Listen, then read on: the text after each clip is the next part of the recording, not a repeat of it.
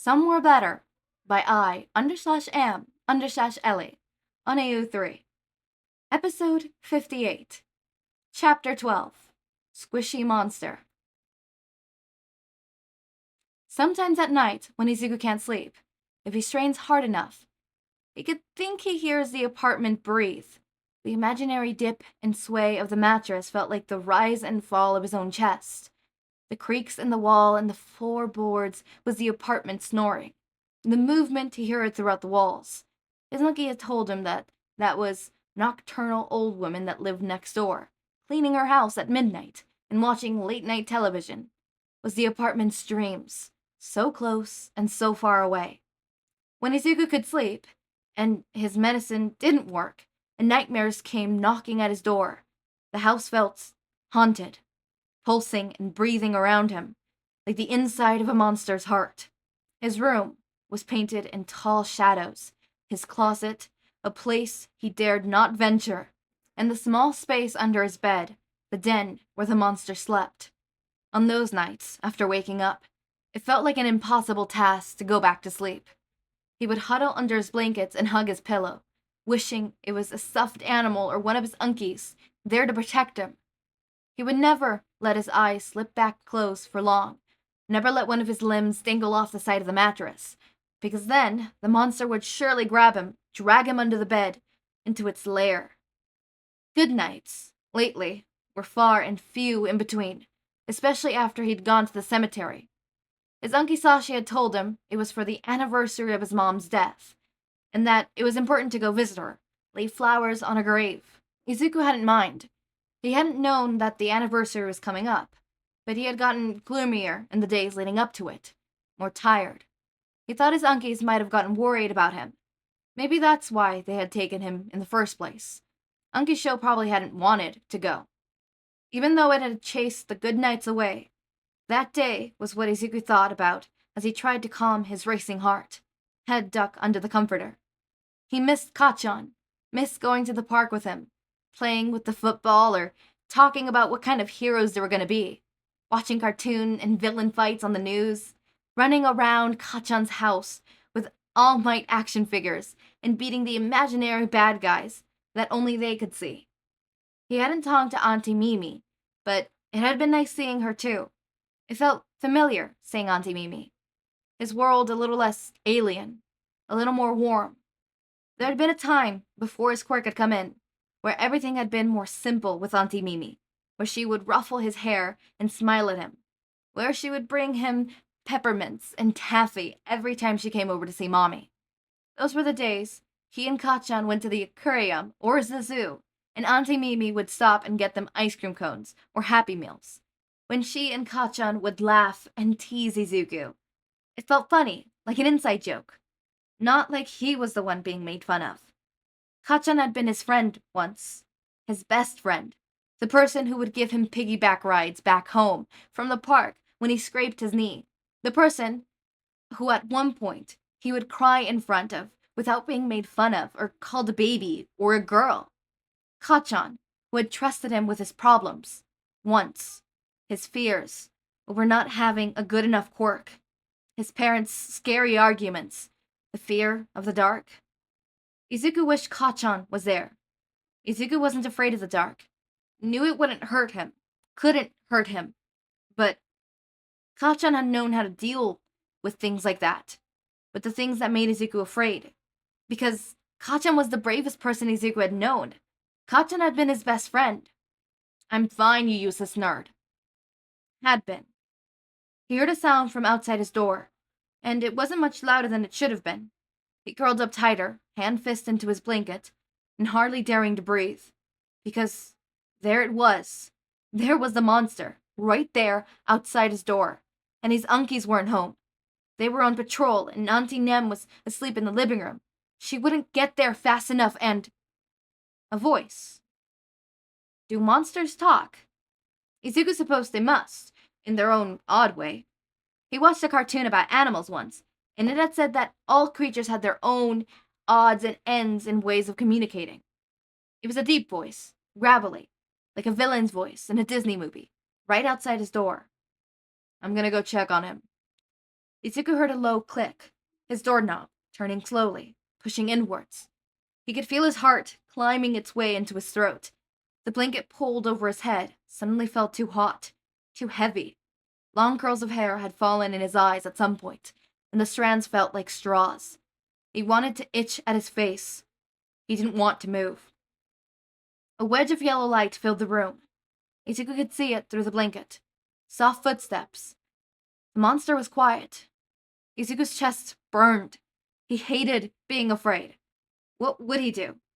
What had his uncles told him to do? If someone attacked him? Scream? Kick? The monster hadn't struck yet, but surely it was only a moment away.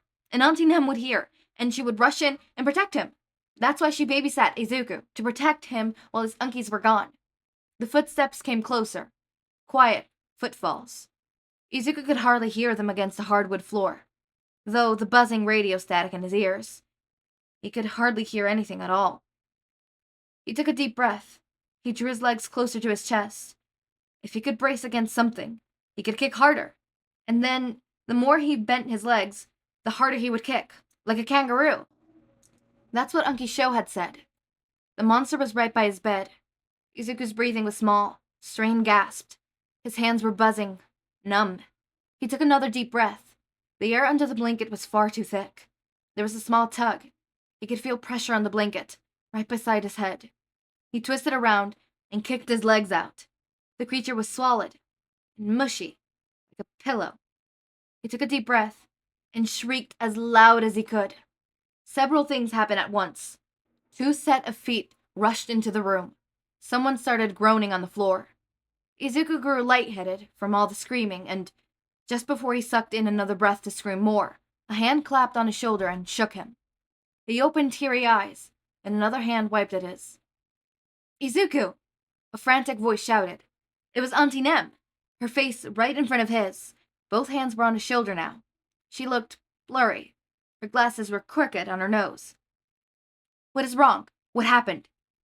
Izuku took a deep breath, stuttering breath. "Squishy monster! Squishy monster!"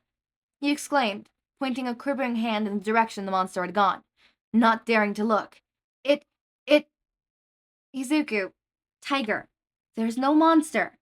Auntie Nem tried to say, and Izuku cut her off. "Squishy monster!" he insisted.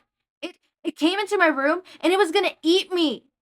He sobbed, wiping at his eyes with the back of his hands, and looked up at her again. "I want my unkies," he said, voice broken.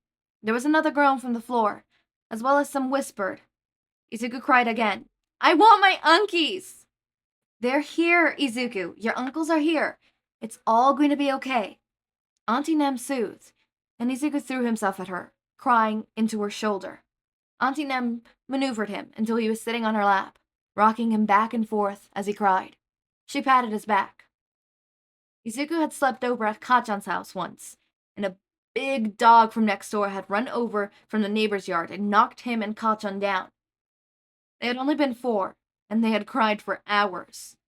Nursed elbows scraped bloody and bumps on each other's head. Auntie Memmen had yelled at the dog's owner, and Unky Masaru had pulled them both while they bawled. When they calmed down enough to let go, they went back into the house to have their injuries cleaned up and bandaged. Kachan had patted his shoulder while Auntie Nem poured peroxide on his elbow, and Izuku had shrieked. Izuku had held Kachan's foot, as Kachan had already had both of his father's hands locked in his death grip. Kachan had not shrieked. Izuku cried harder. His bedroom light was on, and Izuku covered his face with his hands and whimpered as white spots danced in his vision. He was passed into someone else's lap, and then someone else was rocking him.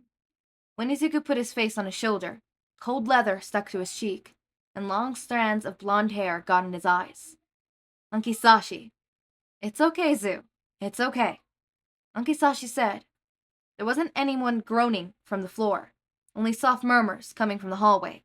When Izuku tried to look that way, Unky Sashi guided his head back towards his shoulder. "It's okay." Shouta could tell his abdomen was bruised without even looking at it. On his eye was another steady pulsing bruise from where his face had whacked against Izuku's dresser. There was blood dripping from his nose, sluggishly. Just 30 minutes ago, he had been telling Hizashi about how he hadn't gotten a single scrape on patrol, and now Nem was checking on him to make sure he didn't have a concussion or a broken nose. "This, my friend," Nem said as she showed her phone light into his eyes, "is karma."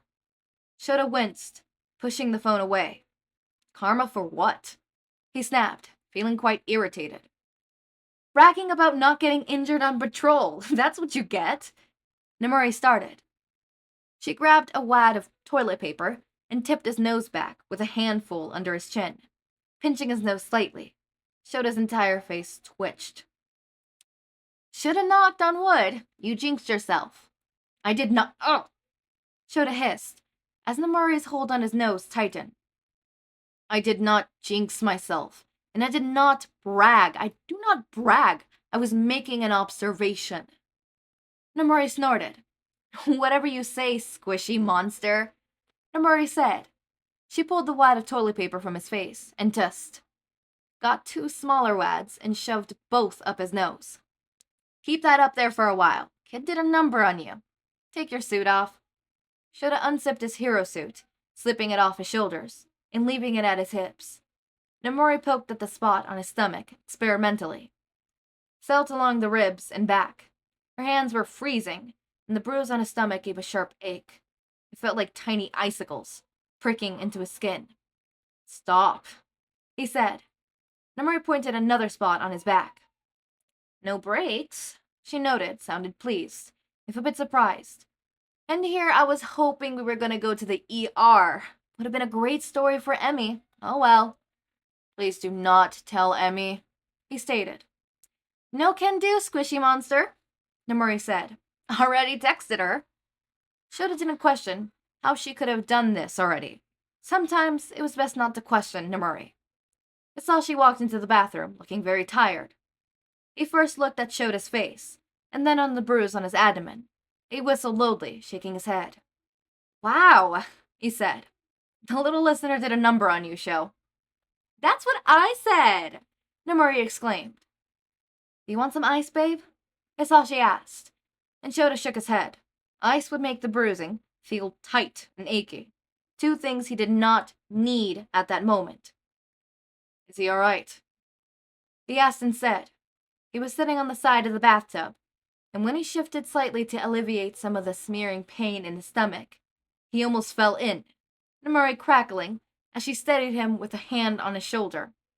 "Your hands are cold. Stop." "The bathtub is colder," Nemuri pointed out, but backed up nonetheless. They both turned their attention back to Hizashi. "He's fine, I guess. I'm not really sure," Hizashi admitted, rubbing the back of his neck sheepishly. "He cried quite a bit, but I'm not sure if he was having a nightmare or—" "I think he was still awake," Shouta said, slipping down from the side of the tub to sit on the bath mat instead. It gave him less anxiety over falling in. "He had his blanket over his head, and when I tried to pull it down, he kicked me." He'd kicked him hard, too. Shouta had taught him how to do that. He wasn't sure whether to be proud or not. Hizashi sighed. He slipped his glasses off, setting them to the side and rubbing his eyes. "Okay," he finally said. He put his glasses back on, took a deep breath. "All right, the kid needs to go back to therapy. We can't keep waiting. Probably needs a new prescription, too," Nemuri noted. "His medicine doesn't seem to be working like it did before." Hizashi nodded. "The kid doesn't want to go back to therapy," Shouta pointed out. "He seems adverse to the idea. Last time we brought it up." "I know," Hizashi said, "and we respected his decision, but this was before this started happening." He waved a hand at Shouta. "We gotta talk to the kid. Tell him that either he talks to us and tells us what's been bothering him, or how to help him, or he goes back to therapy. That's the ultimatum. We can't just keep tiptoeing around this, okay?" Shouta sighed, reached up, and pulled the tissue from his nose. The bleeding seemed to have stopped. That was good. He nodded. "Okay," Hizashi stated, looking a bit surprised for a moment. "Elect parenting decision time," Let's do this. Plus ultra. Nemuri rolled her eyes fondly. Plus ultra.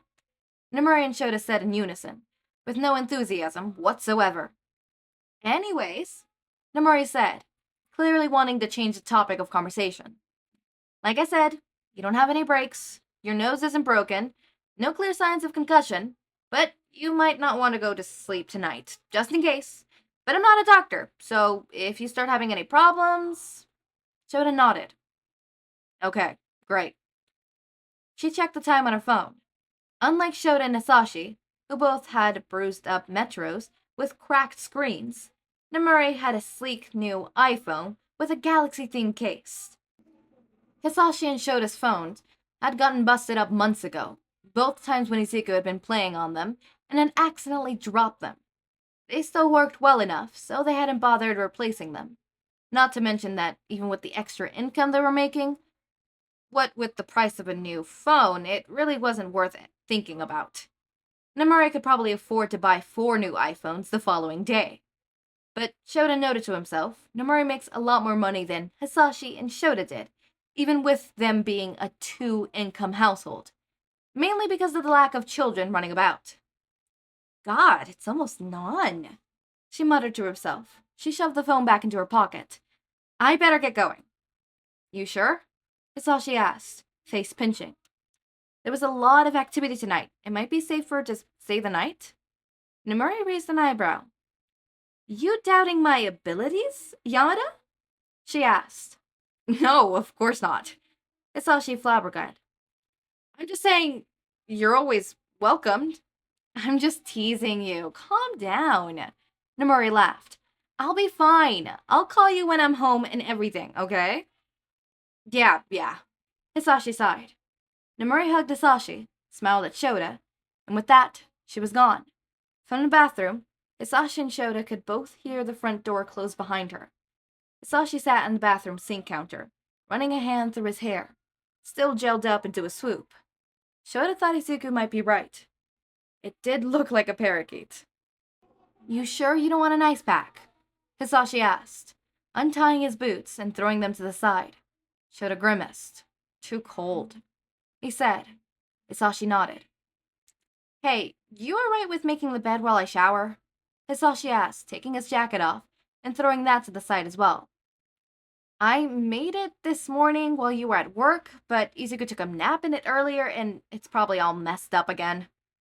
Shouta nodded, taking a deep breath, before pulling himself to his feet. He walked into their shared bedroom, trying to make sense of the twists and knots the child had made of his sheets, and wanting nothing more than to flop down and sleep for a few years. Once the bed was made, he sprawled out onto the mattress without pre-meal, and very quickly fell asleep, not bothering to change out of his hero uniform or boots. Both were completely suitable for pajamas, in his sleep-fogged mind. When he woke up in the morning, his socks and shoes were gone, and he was under the blankets. As he and Hizashi got ready for work, and struggled to get Izuku up and dressed for daycare, he didn't bother asking how that had come to be. I do not remember Squishy Monster. I think this whole chapter is forgotten in my mind, or I must have just not read this chapter, which I don't understand how I didn't read this chapter, because I know for a fact that this is not where I start off and not reading, because I know that there's a certain area that I absolutely remember, and unless I made it up in my mind. Oh my god, did I make that plot point in my mind? No, it can't be. There's a plot point, and it has to involve, Izuku getting better, or else, an ultimatum kind of thing. But it's not what Hizashi said. It's not what was brought up into this. No, it's something else. Oh my god, have I forgotten that? Did I make that up? Oh my god, what the fuck? I'm going insane. Okay, whatever. I don't remember this chapter at all, right? So this was a new read for me, and literally, I read the next word because the chapter's not it's not done yet. But the next word is, and the next couple words happened to be Izuku and Bakugo exchanging letters, which I don't remember that happening. I'm going insane, guys. Oh my god, did I just accidentally skip how would I accidentally skip a chapter? How does that work? How did I forget this whole chapter? Why did I forget this whole chapter? I'm going insane. I am going insane in the membrane. Sorry, I'm going insane, as you can tell. What the fuck? Why did I not remember this chapter? Moving on, as always, my raindrops. Make sure to eat, sleep, drink water, take your meds. Have a wonderful day or night. Link to my Discord server and socials are down in the description. Subscribe to see more of my content, and thank you so much for watching.